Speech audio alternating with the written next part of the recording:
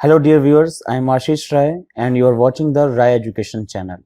आज के इस वीडियो में हम लोग 2 से 3 बातों पर डिस्कस करेंगे, जिसमें पहली बात है वो है जूम एप्लीकेशन के बारे में, उसकी सिक्योरिटी को लेकर के जो न्यूज़ सामने आ रही है या फिर जो होम मिनिस्ट्री के द्वारा जो एडवाइजरी जारी की गई है उसके बारे में बात करेंगे।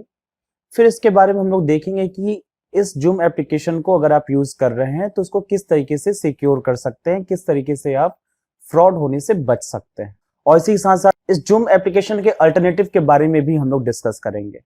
ठीक है, मैं आपको एक एप्लीकेशन ऐसा बताऊंगा जो कि वो जूम एप्लीकेशन की तरह ही काम करेगा, लेकिन वो उससे ज्यादा सिक्योर है। तो आज के इस वीडियो में हम लोग कुछ इन पॉइंट्स पर डिस्कस करने वाले हैं। सबसे पहली बात, हम लोग जूम एप्लीकेशन के बारे में डिस्कस करते हैं। इस जूम एप्लीकेशन में जो आजकल सबसे ज्यादा यूज हो रहा है, एक्चुअल में हुआ क्या कि जब लॉकडाउन हुआ, सारे स्कूल, कोचिंग सेंटर्स और कोई भी जो शिक्षण संस्थान है या फिर कोई भी ऑफिस है, वो अचानक से पूरी तरीके से बंद हो गया। अब इसके लिए जूम एप्लीकेशन एक ऐसा रास्ता सामने आया जिसके हेल्प से जो है एम्प्लॉयज या फिर टीचर या स्टूडेंट ये एक दूसरे से जुड़ने के लिए जूम एप्लीकेशन का सहारा लिए। आज के डेट पर जूम एप्लीकेशन की डाउनलोडिंग बहुत ज्यादा हो चुकी है, अचानक से इसकी डाउनलोडिंग बढ़ गई। इसके पीछे रीजन ये है कि ज्यादातर जो स्कूल है, कोचिंग इंस्टीट्यूट्स हैं, वो इसी एप्लीकेशन पर काम कर रहे हैं, वो अपने बच्चों को इसी एप्लीकेशन के थ्रू पढ़ा रहे हैं। और एक बड़ा तबका जो है इस टाइम इस जूम एप्लीकेशन पे डिपेंडेंट हो चुका है, और इस चीज की वजह से इसकी डाउनलोडिंग अचानक से बढ़ गई है। जब इसकी डिमांड बढ़ी तो डिमांड बढ़ने के साथ साथ इसकी सिक्योरिटीज पे सवाल उठे, और इनकी सिक्योरिटीज पे सवाल उठने का सबसे बड़ा रीजन ये है कि जैसे कि आप जब व्हाट्सएप पे जब मैसेज करते हैं तो आप देखेंगे कि ऊपर में जो है एंड टू एंड एनक्रिप्टेड ऐसा करके कुछ लिखा होता है। इसका मतलब कि वो सिक्योरिटी का एक लेवल है जिसको व्हाट्सएप हमें देता है, जिसको बड़ी बड़ी कंपनीज हमें देती हैं। जैसे गूगल की सिक्योरिटी गूगल की वेबसाइट पे होती है, फेसबुक की सिक्योरिटी होती है, व्हाट्सएप की सिक्योरिटी है।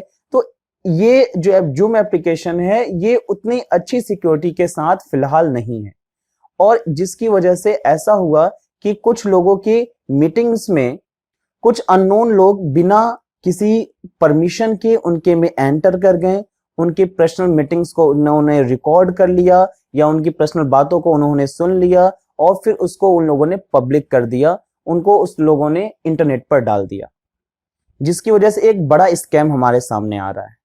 साथ ही साथ इस जूम एप्लीकेशन के थ्रू चोरी होने वाले डेटा के बारे में भी बताया जा रहा है। जैसे कि जूम एप्लीकेशन अगर आप यूज करते हैं तो आपका डेटा भी चोरी हो सकता है। ठीक है, तो ये सब चीजें हमारे सामने आ रही हैं। ये तो खासकर ढेर सारे पेपर में भी छप रखा है और साथ ही साथ न्यूज चैनल पर भी और सोशल मीडिया पे तो धड़ल्ले से चल रहा है। आज हम जो है इस जूम एप्लीकेशन के प्रिवेंशन के बारे में बताएंगे, किस तरीके से आप इसकी सेटिंग में थोड़ी सी बदलाव करके अपने मोबाइल फोन या फिर अपने कंप्यूटर को आप इस पे सेफ रख सकते हैं। कुछ एडवाइजरी जारी की गई है जिसके हेल्प से आप अपने मोबाइल फोन को या अपने लैपटॉप को, अपने पीसी को आप सेफ रख सकते हैं और अपना जो काम है आप कंटिन्यू रख सकते हैं। ठीक है, चलिए मैं आपको कुछ एडवाइजरी बता रहा हूं, कुछ मैं आपको चीजें बताता हूं जिससे कि आप इसको फॉलो कर सकते हैं। सबसे फर्स्ट पॉइंट, आप ये करिए कि आपका जो पासवर्ड है जूम एप्लीकेशन का वो रेगुलरली चेंज करते रहिए। पासवर्ड रेगुलरली चेंज होने की वजह से आपका जो अकाउंट है वो ज्यादा सिक्योर रहेगा। पासवर्ड को आसान मत रखिए, थोड़ा डिफिकल्ट रखिए। दूसरी बात, आप जितने भी मीटिंग्स करते हैं उन मीटिंग्स के लिए एक नया पासवर्ड आप जनरेट करिए, जिससे कि वो ज्यादा सिक्योर बन जाता है। सेकेंड पॉइंट देखते हैं हम। इस जूम एप्लीकेशन में एक अच्छा सा ऑप्शन है जो वेटिंग रूम का। ठीक है, आप अपने जूम एप्लीकेशन में वेटिंग रूम एनेबल रखिए, वेटिंग रूम को ओके रखिए। ऐसा करने से होगा क्या कि जब भी कोई भी आदमी आपके मीटिंग में ज्वाइन करने की कोशिश करेगा तो वो सबसे पहले वेटिंग रूम में जाएगा। वेटिंग रूम में वो होल्ड रहेगा, आपके पास एक नोटिफिकेशन आएगी कि ये आदमी आपको ज्वाइन करना चाहता है। आप उसको जाइए, देखिए, आपको लगता है कि हाँ ये हमारे सिस्टम का आदमी है तो हम इसको एडमिट कर लेंगे, उसको परमिशन दे देंगे कि हाँ आप ज्वाइन कर लो। और आपको लगता है कि ये कोई अननोन आदमी है तो आप उसको परमिशन मत दीजिए, वो आपकी मीटिंग्स को ज्वाइन नहीं कर सकते। तीसरी बात, एक ऐसा ऑप्शन जिसमें ये लिखा होता है कि ज्वाइन बिफोर द होस्ट, इस ऑप्शन को आप डिसेबल रखिए, यानी कि आपको इस ऑप्शन को मना करना है। इसलिए क्योंकि ऐसा ये होता है कि जब ये होस्ट ने मीटिंग स्टार्ट नहीं की और उसके पहले ही पार्टिसिपेंट उसको ज्वाइन कर सकते हैं। अगर वो पहले ही ज्वाइन कर लेते हैं तो हो सकता है कि वो एक दूसरे को मिसलीड करें, या फिर आपका डेटा, आपकी जो मीटिंग्स जो है वो कहीं ना कहीं वो डिस्टर्ब हो सकती है। तो मैं आपको बोलूंगा कि आप जो भी ज्वाइन बिफोर द होस्ट, इस ऑप्शन को आप हमेशा डिसेबल करके रखिए। इसके बाद एक सबसे बड़ा ऑप्शन मैं आपको बता रहा हूं, ये ज्यादातर हो रहा है कि जो स्क्रीन शेयरिंग है बाय होस्ट, सिर्फ इतना ही होना चाहिए। Screen can be shared only by the host. सिर्फ होस्ट यानी कि जिसने मीटिंग स्टार्ट की है, सिर्फ वही स्क्रीन को शेयर कर सकता है। पार्टिसिपेंट्स की स्क्रीन शेयरिंग को ऑफ रखिए। मैं ये खास करके बता रहा हूं आपको, ठीक है, जिससे कि कोई भी पार्टिसिपेंट स्क्रीन शेयर ना कर सके। सिर्फ होस्ट के पास ऐसी परमिशन होनी चाहिए जो स्क्रीन शेयर कर सके, बाकियों की परमिशन को आप ब्लॉक कर दीजिए। रिकॉर्डिंग ऑप्शंस को भी आप रेस्ट्रिक्टेड करिए, रिकॉर्डिंग्स कोई ना कर सके। एक और ऑप्शन होता है, इसको भी आप डिसेबल करके रखिए, जिसमें लिखा होता है कि allow remove participant to rejoin, यानी कि वो आदमी जिसको आपने रिमूव कर दिया है अपने मीटिंग से, वो रीज्वाइन कर सके। ठीक है, इस ऑप्शन को डिसेबल रखना है, क्योंकि अगर आपने किसी को रिमूव कर दिया तो वो आपके मीटिंग्स में दोबारा नहीं आना चाहिए।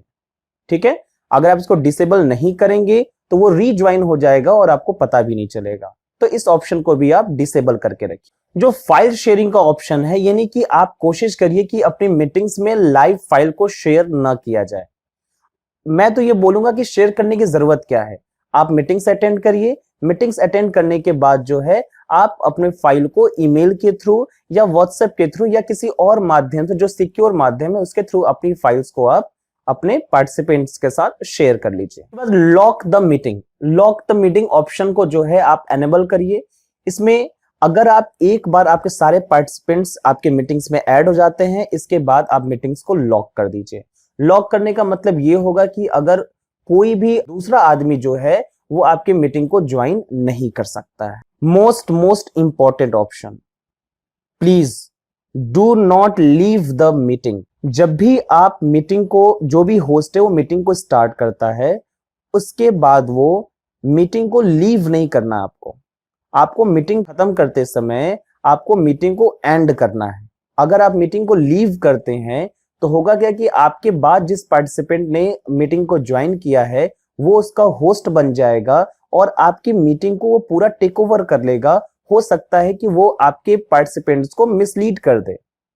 तो ये सब कुछ ऑप्शंस ऐसे हैं जिन ऑप्शंस को अगर हम ध्यान में रखें, जिनकी सेटिंग्स को हम लोग बिल्कुल सही तरीके से कर दें, तो हम इससे होने वाले फ्रॉड से बच सकते हैं। जूम एप्लीकेशन की सिक्योरिटीज को लेकर के मैं इस वीडियो को इसलिए आपके सामने लेकर के आया हूं क्योंकि मैं भी अपना ज्यादातर काम जो है इस टाइम जूम एप्लीकेशन पर ही कर रहा हूं। मैं खुद भी एक टीचर हूं और मेरा इंस्टीट्यूट चलता है Rai Edu online live coaching institute. ठीक है, इस इंस्टीट्यूट में जो है हम बच्चों को क्लास 4 to 8 जूनियर सेक्शन और क्लास 9 to 12 सीनियर सेक्शन के बच्चों को पढ़ाते हैं। और इस टाइम जो मेरा पूरा का पूरा काम जो है वो जूम एप्लीकेशन पर ही काम कर रहा है, जिसकी वजह से काफी ज्यादा मेरे पास क्यूरीज आ रहे हैं, मेरे पास स्टूडेंट्स के मैसेजेस आ रहे हैं कि सर ये जो एप्लीकेशन है ये सेफ नहीं है, हम लोग इसको क्यों यूज कर रहे हैं। तो मैं उनको अवेयर करना चाहता हूं कि अगर आप इन सारे सेटिंग्स को रखते हैं तो आप फ्रॉड से बच सकते हैं। इसके साथ ही साथ मैं आपको एक अल्टरनेटिव एप्लीकेशन के बारे में भी अभी बताने वाला हूं। ठीक है, उसके पहले मैं थोड़ी सी अपनी कोचिंग इंस्टीट्यूट के बारे में आपको बताना चाहता हूं।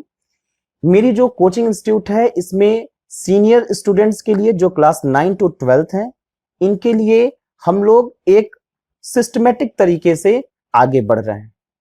हमारे पास ऐसे कोर्सेज अवेलेबल हैं जिनमें कि हम बच्चों का कुछ पॉइंट्स पे सबसे ज्यादा फोकस करते हैं, जैसे उनके सिलेबस पे। हम लोग बच्चों के सिलेबस को पूरी तरीके से कंप्लीट कराएंगे। बच्चों को कॉम्पिटिटिव लेवल के न्यूमेरिकल्स, कॉम्पिटिटिव लेवल के क्वेश्चन सॉल्व करना सिखाएंगे और बच्चों को हम 10 ईयर के प्रॉब्लम्स को भी सॉल्व करना बताएंगे, उनके सॉल्यूशंस भी उनको प्रोवाइड करेंगे। इसके साथ साथ चूंकि हमारा जो क्लास है वो लाइव क्लास है, जिसमें कि टीचर और स्टूडेंट के बीच में लाइव इंटरेक्शन होता है, इसके वजह से हम बच्चों के लाइव डाउट्स को सॉल्व करते हैं।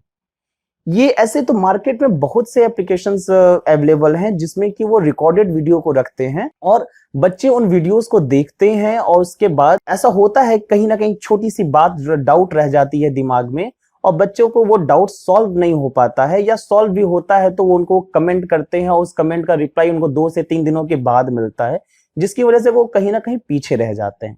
लेकिन हमारे यहाँ ये चीजें नहीं है। हमारे यहाँ बच्चों के डाउट्स को लाइव सॉल्व किया जाता है। एग्जाम के लिए हम लोग बच्चों को तैयार करते हैं जिससे कि वो अपने एग्जाम को सही तरीके से दे पाए, एक अच्छे मार्क्स गेन कर पाए। मैं इस टाइम जो है जूनियर बच्चों के लिए भी एक प्रोग्राम लेकर के चल रहा हूँ। इस प्रोग्राम में हम लोग क्लास 4 से लेकर क्लास 8 तक के बच्चों को रख रहे हैं। क्लास 4 to 8 के बच्चे जो हैं और वो छोटे बच्चे हैं, वो खुद से नहीं पढ़ सकते। एक ऐसा प्रोग्राम लेकर के आए हैं जिसमें बच्चों को मेन सब्जेक्ट्स के होमवर्क डेली मिलते हैं, जिससे कि वो डेली उसको प्रिपेयर करते हैं। बच्चों के जो डाउट्स हैं, उनके जो क्लासेस चलती हैं, उनमें टीचर्स ज्यादा ध्यान देकर के उनको पढ़ाते हैं, और साथ ही साथ डेली होमवर्क देने से बच्चे के ऊपर एक प्रेशर होता है कि उसको ये काम रोज करना है, जिसकी वजह से वो एक कहीं ना कहीं ये कह लीजिए कि वो अपनी पढ़ाई में पीछे नहीं रह जाएगा। जब आने वाले दिनों में जब स्कूल खुलेगा, एक समय कम बचेगा एग्जाम के लिए, तो वो उसमें पीछे नहीं रह पाएगा, जल्दीबाजी में चीजों को नहीं पढ़ेगा। इस टाइम जब वो उन चीजों को पढ़ रखा होगा तो वो चीजें उसके लिए आसान हो जाएंगी और वो बड़े अच्छे तरीके से एग्जाम को दे पाएगा। मेन फोकस हमारे छोटे बच्चों पे उनके होमवर्क को लेकर के है, जिससे कि उनका होमवर्क उनको डेली मिले। वो जो भी चीजें लाइव डाउट्स पूछते हैं, उनके डाउट्स को तुरंत सॉल्व किया जाए, उनकी क्लासेस रेगुलर चले और साथ ही साथ एग्जाम के लिए तैयार किया जाए। और एक सबसे अच्छी बात मैं कोशिश कर रहा हूं बच्चों के करने के लिए, उसमें यह है कि अभी तक के जो लाइव जो भी इंस्टीट्यूट जो आपके सामने चलते आ रहे हैं, उनमें होता क्या है कि बच्चों को पढ़ाया जाता है और फिर छोड़ दिया जाता है कि हाँ जाओ हो गया। लेकिन बड़े बच्चों पे तो ये एप्लीकेबल होता है कि हाँ, बड़े बच्चों को मैंने कोई टॉपिक समझा दिया, बच्चा अपने हिसाब से उसके क्वेश्चन सॉल्व कर लेगा, उसके न्यूमेरिकल्स कर लेगा। लेकिन छोटे बच्चे ऐसा नहीं करते हैं। छोटे बच्चों को हमें क्या करना होता है, हम उन्हें दोबारा भी समझाना पड़ता है, और दोबारा समझाने के बाद भी वो गलतियां करते हैं और हमें उनके एरर को बताना पड़ता है कि हाँ, तुम्हारा ये क्वेश्चन इस पॉइंट पे गलत है और इसका सही सॉल्यूशन ये होगा। मैं बात कर रहा हूं कॉपी करेक्शन की। होमवर्क उनको प्रोवाइड किया जाता है, वो होमवर्क वो कंप्लीट करते हैं। कंप्लीट करने के बाद उस होमवर्क को वो टीचर को सेंड करते हैं। जब वो टीचर को होमवर्क सेंड करते हैं तो टीचर उनकी कॉपी को करेक्ट करके उनको रीसेंड करता है। अगर कुछ भी डाउट है, उनमें कुछ एरर है, तो वो उसको रीसेंड करता है और बच्चों को बताता है कि ये एरर यहां पर है और इस चीज का आंसर ये होना चाहिए, जिससे कि बच्चे अपनी गलतियों से सीख पाते हैं। तो हम लोग बच्चों पे एक पूरे प्लान के साथ हम लोग बच्चों के ऊपर काम कर रहे हैं। कोई जो हमारे इंस्टीट्यूट को ज्वाइन कर सकता है, ज्वाइन करना चाहता है, वो नीचे दिए हुए नंबर पे हमें कांटेक्ट कर सकता है। इस टाइम लॉकडाउन का समय है, जहां आज हम लोग घर में बैठ करके सेफ बैठे हुए हैं, उसी बीच में कुछ लोग अपना काम कर रहे हैं। मैं बात कर रहा हूं कोरोना वॉरियर्स। डॉक्टर्स अपना काम कर रहे हैं, नर्सेज अपना काम कर रही हैं, सफाई कर्मी अपना काम कर रहा है। हम क्यों नहीं कर रहे? क्या हम घर बैठे पढ़ नहीं सकते हैं? क्या कोई टीचर बच्चों को घर बैठे पढ़ा नहीं सकता है? हम लोग भी अपना काम करें, हम क्यों पीछे हटेंगे? इस टाइम आपको काम ये करना है कि आपको बच्चों की पढ़ाई को नहीं रोकना है, बच्चों को पढ़ने देना है, और इसमें हम आपकी हेल्प करेंगे।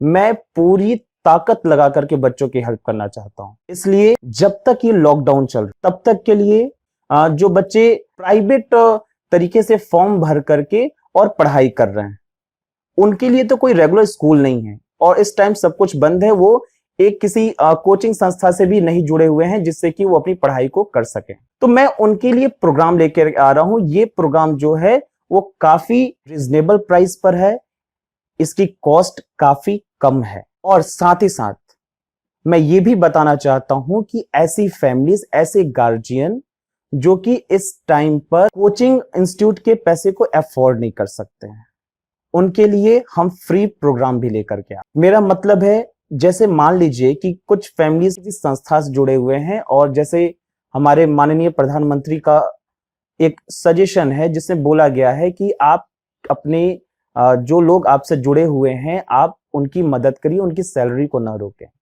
तो ऐसे लोग, ऐसे गार्जियन जो किसी संस्था से जुड़े हुए हैं, उनको तो सैलरीज मिल जाएंगी, लेकिन ऐसे लोग जो छोटे स्तर पे काम करते थे, जो डेली बेसिस पे काम करते थे, उनका तो काम रुक गया है और वो किसी संस्था से भी नहीं जुड़े हुए हैं, तो उनके पास इस टाइम पर इनकम का स्रोत कम है या ना के बराबर है।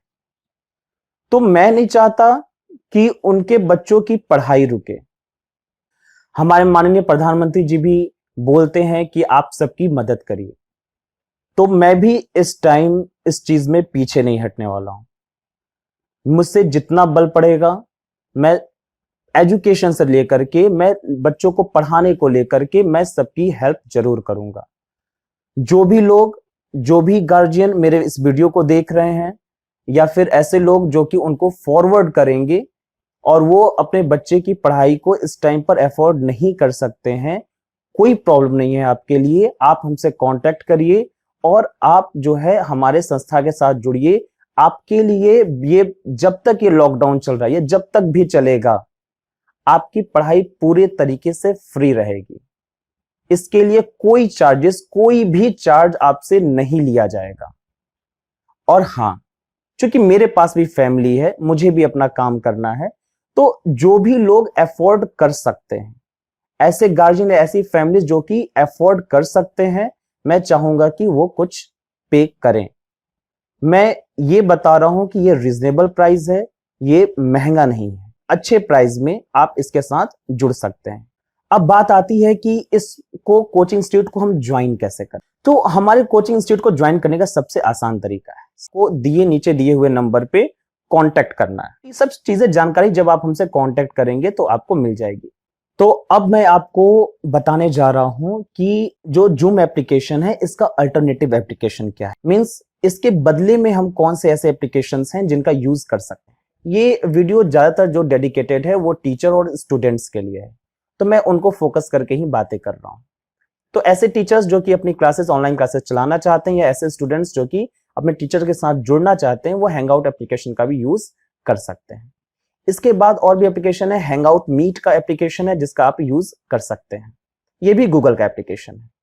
इसके बाद बहुत से एप्लीकेशंस आपको मिल जाएंगे, जैसे स्काइप मिल जाएगा, अदर भी एप्लीकेशंस मिल जाएंगे, बट जो मुझे सबसे अच्छा एप्लीकेशन और इस टाइम पर सबसे बेस्ट अल्टरनेटिव जूम एप्लीकेशन का दिखता है, वो है सिस्को वेबएक्स एप्लीकेशन। ये एप्लीकेशन आपको मोबाइल फोन के लिए और आपके कंप्यूटर के लिए भी अवेलेबल है। इस एप्लीकेशन में सब कुछ, जो भी आप जूम एप्लीकेशन में करते थे, सारी चीजें अवेलेबल हैं। इसका प्रोसेस भी बिल्कुल सेम है। उसी तरीके से आपको लिंक्स जनरेट करना है और उस लिंक्स को अपने स्टूडेंट्स के साथ शेयर करना है। स्टूडेंट्स उस लिंक पर क्लिक कर करके और जो है आपके क्लास को ज्वाइन कर सकते हैं। उसी तरीके से टीचर को अपने मोबाइल फोन में शेयर स्क्रीन का ऑप्शन मिल जाता है, शेयर व्हाइट बोर्ड का ऑप्शन मिल जाता है, पेन मिल जाता है, जिससे कि वो एडिट कर करके, लिख करके बच्चों को पढ़ा सकते हैं। तो ये एप्लीकेशन जो है इस टाइम पर सबसे अच्छा अल्टरनेटिव साबित होने वाला है जूम एप्लीकेशन का। मैं खुद भी जो है इसी एप्लीकेशन पर क्लासेस स्टार्ट करने वाला हूं। ये एप्लीकेशन भी टीचर्स के लिए बहुत ही ज्यादा हेल्पफुल होने वाला है और इसके साथ साथ स्टूडेंट्स भी इससे ढेर सारे में जुड़ पाएंगे। एक बार और मैं आपसे अपील करना चाहता हूं कि इस वीडियो को ज्यादा से ज्यादा शेयर करिए, ज्यादा से ज्यादा लाइक करिए, ताकि ये वीडियो ऐसे ऐसे जरूरतमंद लोगों के तक पहुंच सके जिनको वाकई इस टाइम पर इस कोचिंग की या फिर इस वीडियो की जरूरत है।